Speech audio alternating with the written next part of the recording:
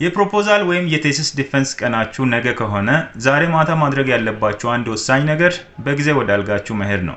በቂ እንቅልፍ መተኛት።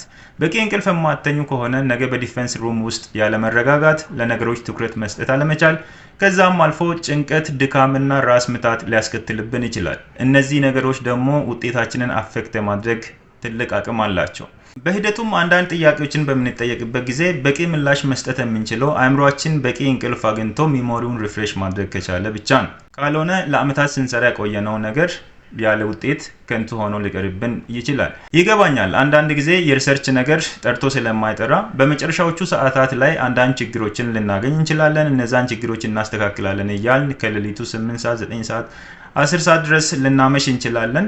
ይህም ትልቅ ኢፌክት ስለሚያስከትልብን ጥንቃቄ ማድረግ ያስፈልጋል። ስለዚህ በዋዜማው በቂ እንቅልፍ ማግኘታችሁን እርግጠኛ መሆን ያስፈልጋችኋል ማለት ነው። ለቴሲስ ዲፌንስ የምናደርገው ዝግጅት ከወራት ከሳምንታት በፊት ይጀምራል። ከቴሲስ ዲፌንስ በፊትና በዲፌንሱ ጊዜ ምን ማድረግ እንዳለብን ከዚህ በፊት የሰራኋቸው ቪዲዮዎች የዩቲዩብ ቻናሌ ላይ ይገኛሉ። መላኩ ማቴዎስ ብላችሁ ሰርች በማድረግ ማግኘት ትችላላችሁ። ለተጨማሪ ቲፖች ፎሎ ማድረግ እንዳትረሱ። መልካም ጊዜ